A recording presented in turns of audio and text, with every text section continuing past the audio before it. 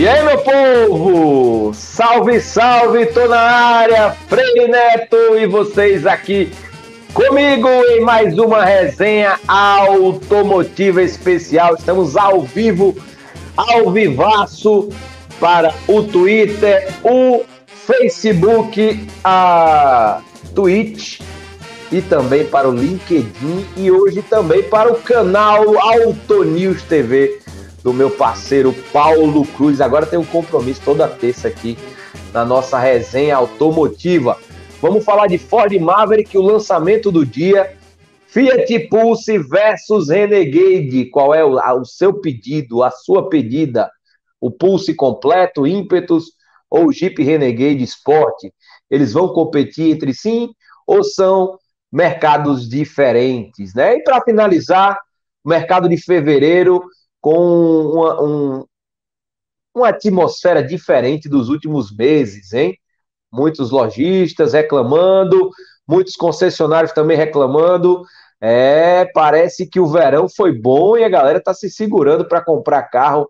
Com isso, a volta das promoções do mercado automotivo.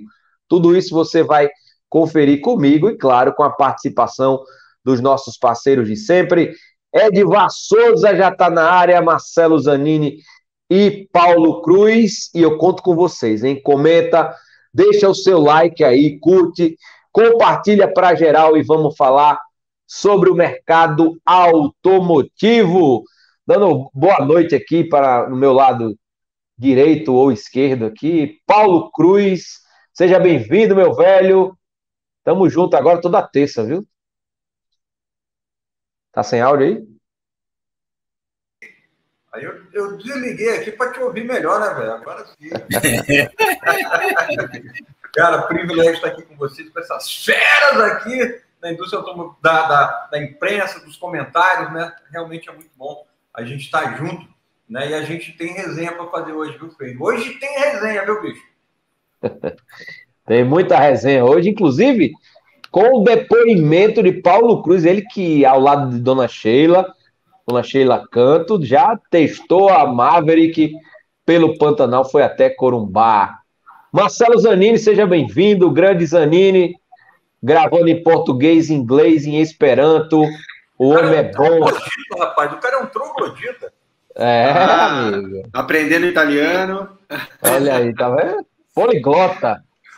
Boa noite, Freire, Edivar, Paulo, bem-vindos. Bem-vindo, pessoal. Hoje tem bastante papo aqui para resenhar. Obrigado pela companhia aí de vocês. Pois é, resenha boa. Hoje, Edivar Souza já preparou aí as suas brabas. Ele vai lançar várias hoje. E a picape Maverick, depois de muito tempo de expectativa, chega ao mercado. Detalhe, tá? Chega para test drive.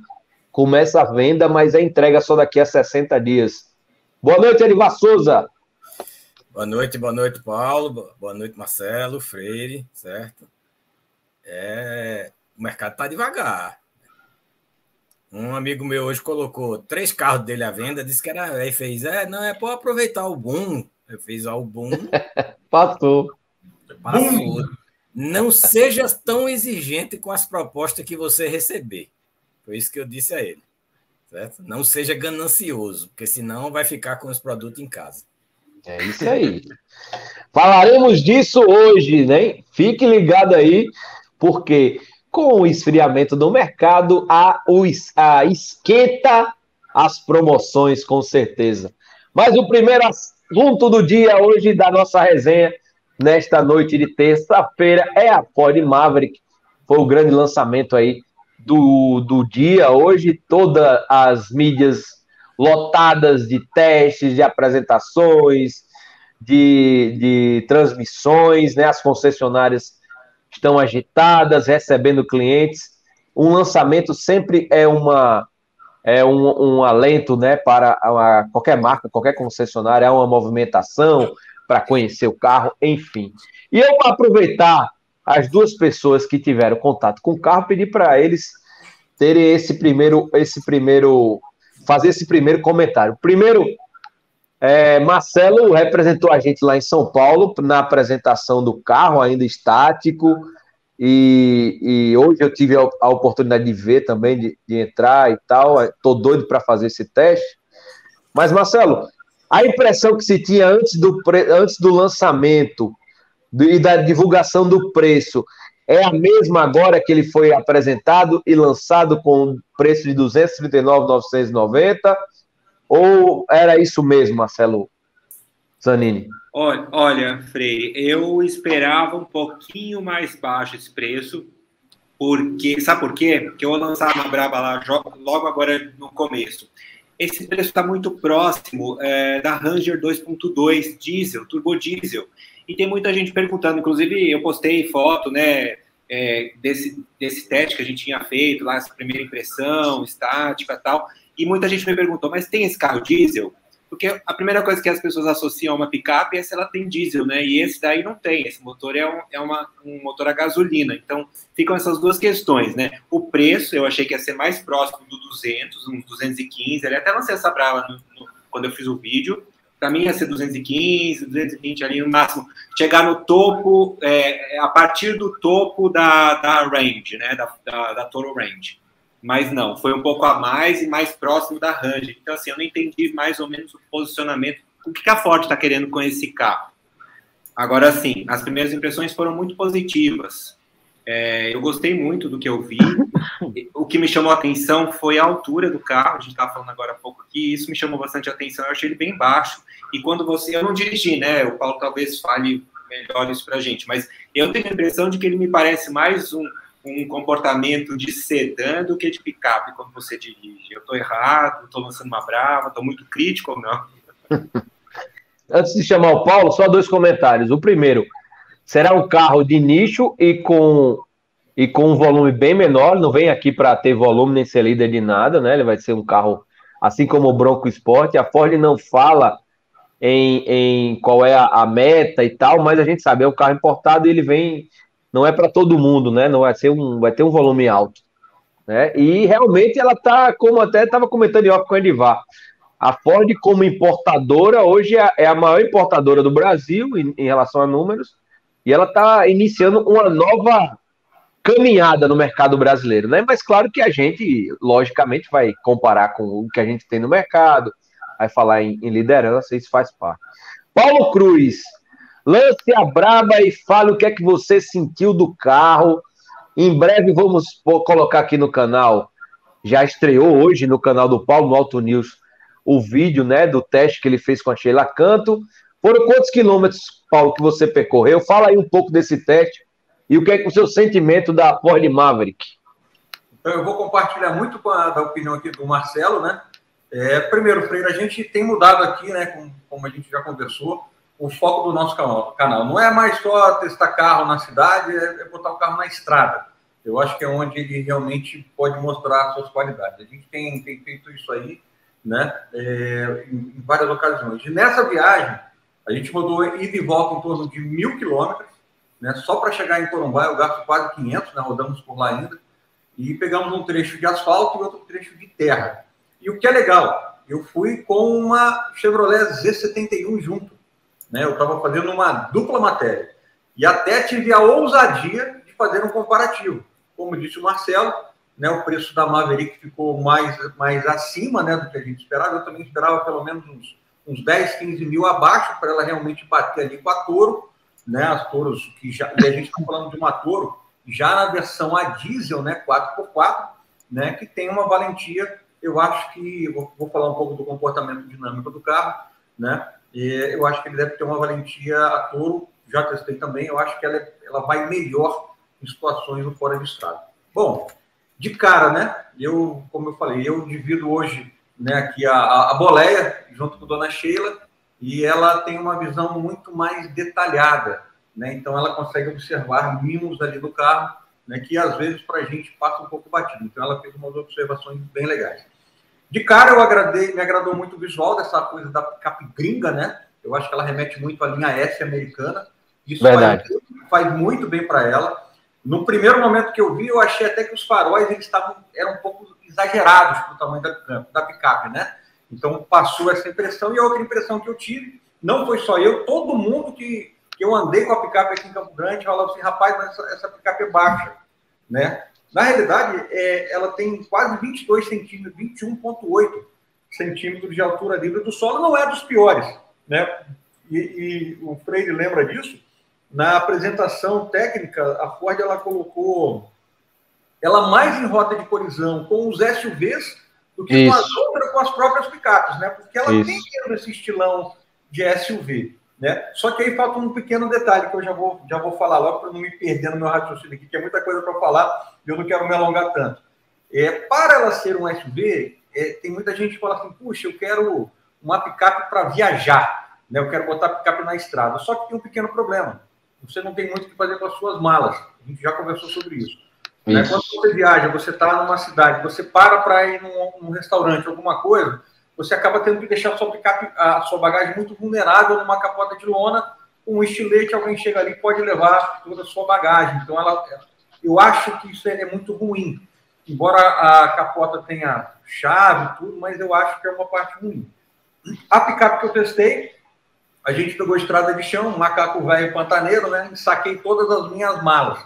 E elas ficaram completamente cobertas de poeira. Se não tivesse dentro de um saco, ia me dar um trabalho tremendo.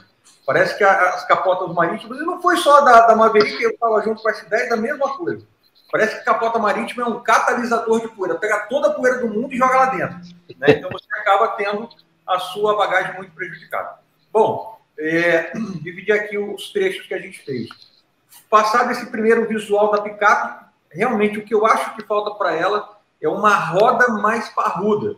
Se a gente pegar uma RAM, vou usar o exemplo da RAM, você colocou aqui, ó, RAM 1500, só que vamos pegar a RAM 2500, né? Quando você sai dela com uma RAM 2500 de fábrica, você olha para aquela roda, ela é pequena. Isso. Então, a primeira coisa que o dono de uma RAM faz é passar numa loja de pneu e já botar um BFzão, aumentar ali o sapato de borracha da picape, que realmente fica canhado. E a Maverick, ela me passa exatamente essa mesma impressão. Ainda mais que a que eu testei, ela estava com aqueles acessórios do alargador de roda e aquele tampão preto, igualzinho essa amarela. Essa picape que eu testei, né? Esse é só um acessório, ele não serve para nada, é só um acessório estético, né? E com esses alargadores que você está vendo na tela, a roda ela fica mais para dentro ainda. Então, a impressão que a roda tem, que você tem, é que a roda é pequena, né? Então, essa é a impressão dela por fora. Mas, vou te falar uma coisa. Essa cor laranja, que foi a que eu testei, chama uma atenção absurda. Aonde você para, em qualquer lugar, lá no meio do Pantanal, né? Encontrei com o pessoal lá num posto, lá no meio da Transpantaneira, os caras falam, que carro é esse? Peraí, Maverick não é isso daí. Maverick não é aquele carro. Eu falei, não, é a nova Maverick, né? Então, novo normal da Maverick. Por dentro, show de bola, muito assim. Aí a Sheila fez uma observação muito legal, e a Sheila é organizada, né? Eu sou desorganizada, ela é organizada. Ela falou, Paulo, aqui você tem lugar para guardar tudo. Isso. É celular, a garrafa de 1,5 litro na porta, ainda tem outro espaço, tem o console, tem o espaço embaixo do banco traseiro, então você tem lugar para guardar tudo. Isso é um trunfo da picape. Acabamento primoroso, couro de qualidade. Meu filho falou assim, pai, ele testa carro comigo, né? Você sente o cheiro de couro bom nessa picape. Você entra, você sente um cheiro bom na picape. E é verdade, né? Tudo te passa requinte, bom acabamento. A central multimídia é o único detalhe que eu acho que ela podia ser maior um pouquinho. Tem uma frente com a Toro ali, que tem aquela telona, né? De mais de 10 polegadas, que eu acho que realmente hoje, para mim, é a top das multimídias. Bom, aquele nicho ficou esquisito, né? Aquele buraco do lado ali. Cara, eu fiquei pensando, para que serve isso? Né? Para guardar uma moeda, uma carteira, mas eu acho o seguinte, deve ter uma central multimídia maior para economizar um pouco, eles colocaram menor e não tinha que fazer com aquele espaço e botar aquele nicho ali que não serve para muita coisa. Aí vamos lá. Oi. Pode falar. Não, termine que eu falo. Colocando a picape em movimento, né, Freire? Que acho que o que interessa muito para as pessoas é realmente a tocada dela. Cara, não falta disposição para o motor, você acelera com muita força, né? Ele tem o 0 a 100 aí em 7 segundos, eu acho, né? E realmente é essa impressão que te passa. Você pisa e ele vai com disposição, tá? Ultrapassagem, câmbio é muito legal também, você não sente as trocas. Então, realmente é uma picape que na parte da motorização, Em termos de desempenho, não tenho o que falar. No meu consumo, outro dado importante, a gente fez uma média ali na estrada de 11,5. Lembrando que eu vou ali no limite da estrada, tá? Eu vou ali a 110, 100, 110, uma hora a 120, mas ele conseguiu fazer, na verdade, 11,6. Aí entramos na cidade, trecho urbano e tal, ela caiu para uns 8, 8,2. Então, achei bem bom pelo que ela anda, tá? E é isso, na estrada de chão, a suspensão dela absorve bem a buraqueira, eu só acho que a frente dela, você pode observar nessas imagens, ela tem um bigodinho ali embaixo. Isso. Isso aí raspa com facilidade, você vai subir um meio-fio, alguma coisa, ele dá uma raspada. Então, eu acho que, embora ela tenha esse kit FX4, né, que se empresta uma coisa de off-road, ela devia ser mais alta. Tá? Essa impressão que eu tenho é que ela devia ser mais alta. Tá? E é isso. E de modo geral, se tiver alguma dúvida, alguma coisa, é isso. Tá? É uma picape que, vou ser bem sincero para vocês, estaria muito satisfeito de estacionar na garagem de casa. Para o meu uso, e como eu fui com a Z71 e com a S10, eu certamente embarcaria na Z71, porque para mim entrega mais em termos de Pantanal, em termos de rusticidade, né? É uma picape que é montada em chassi e a Maverick é monobloco. Então, embora ela seja muito na mão, mas para o meu uso, para a minha necessidade, eu embarcaria ainda numa picape média, pagaria ali 30 conto a mais, né, para embarcar numa S10, por exemplo, que não entrega tudo que a Maverick em termos de sofisticação, de conforto, mas no conjunto, para quem precisa de uma picape, eu acho que vai embarcar numa picape média, e até porque a motorização a diesel, que eu acho que realmente faltou. Tá? Se você não tem necessidade, puxa, eu quero uma picape para ficar, né, bem na foto, e andar mais na cidade, aí eu acho que esse é o público da Maverick. Esse é o ponto que eu justamente vou mandar a bola para Edivar Souza e vou lembrar muito uma coisa que a gente sempre conversava, Paulo, quando você falava, logo que a gente se conheceu, sobre o mercado aí no Mato Grosso do Sul, né, em Goiás, que tem aquela figura do agroboy, né? A gente poderia dizer, Edivar, que essa picape é uma picape urbana para aquela pessoa, para aquele cliente de nicho que usa muito mais ela na cidade, para ir no shopping, para passear, de vez em quando vai na fazenda, do que para lida no off-road ou na fazenda sempre. É um carro para a cidade, Edivar Souza, uma picape? Olha, é um carro, como falou o Paulo, para a estrada. Certo? Exatamente por ser a gasolina, tem um desempenho superior a diesel como mecânica, certo? Não como economia financeira, certo? Então, eu não vejo nenhuma restrição dela ser a gasolina. É uma questão de ser trabalhado na comunicação e no cliente para ele entender isso.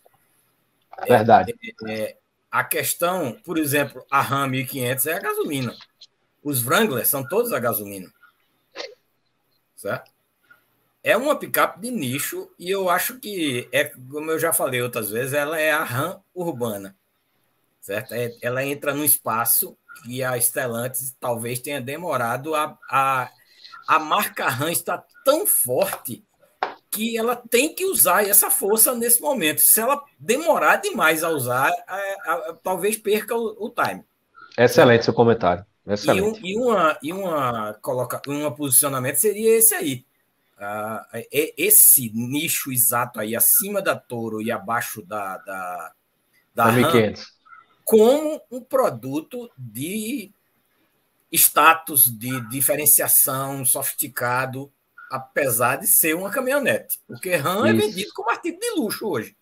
No Brasil. Não é uma caminhonete para que se diga, comprei uma Ram porque eu preciso das características dela para o trabalho. Não é isso que o povo está comprando Ram por causa desse motivo. Certo? Então, eu acho que ela vai encaixar bem nesse momento aí. Vai ter um baixo volume, como a Ram também. Então, não vai, pode até chocar um pouco com a própria picape da Ford, certo? Mas a Ranger é um produto, a mais barata diesel, é um produto bem mais bruto do que essa, né? Uhum. Então, é um produto para público em geral. Certo? caber de SUV caro? Vai, também. Dentro da cidade você vai ver muito. Gente que usa Toro, você vê muito na cidade. Muito, muito, muito, muito. Né? Então, eu acredito que é o primeiro grande produto dessa nova Ford. Mais do que o próprio Bronco. E o interessante é aquilo que você comentou, acho que não sei se foi em off ou foi no negócio da Automotivo de sexta, que é a dificuldade que o 1500 tem para ir no shopping, para estacionar na cidade, para andar, como a gente andou em Belo Horizonte, esse carro não vai passar por isso, né? Porque ele tem praticamente as mesmas dimensões de um Toro e tal. Então, para um uso mais na cidade, né? E para poucos, lembrando que não é um carro para vir para volume. A Ford não fala, mas é um carro para poucos mesmo, né? E são poucos carros. Exatamente. Eu acho que, assim, complementando o que o Edivar está falando, eu acho que a Ford deixou claro isso lá desde a primeira impressão, de que esse carro não é só para o público que gosta de picape, ou que vai fazer trilha, ou que é mais off-road. Eu acho que eles estão querendo aquele público que está cansado de SUV, ou que não gosta de SUV, que quer um carro diferente, para realmente se diferenciar de quem tem SUV, que está dominando o mercado. Então, acho que é isso. Então, por isso essa pegada mais sedã, esse visual picape, um tamanho de SUV aí, médio. Então, eu acho que a Ford está bem clara nesse sentido. Não é volume, mas é um público específico que não quer SUV e quer partir para uma outra coisa. Eu acho que o Edivar colocou isso corretamente. E quanto à gasolina também, eu acho que tem o público para isso. Claro, é que a gente faz a comparação, porque quando pensa em picape, pensa no off-road, já vai logo para o dia. Exatamente. E todo mundo me perguntou, então também por isso que eu quis lançar essa brava também. E uma coisa que a gente sempre fala quando eu comento com meu amigo Marcelo Coutinho, o Edivar também comenta isso. O diesel, para ser mais vantajoso do que a gasolina, o cliente, né, o dono do carro, tem que rodar muito, né? Tem que rodar bastante.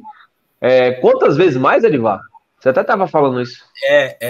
Para ser vantajoso, num Renegade, foi isso que a gente fez a conta, era acima de 30 mil quilômetros ano. Para valer a conta.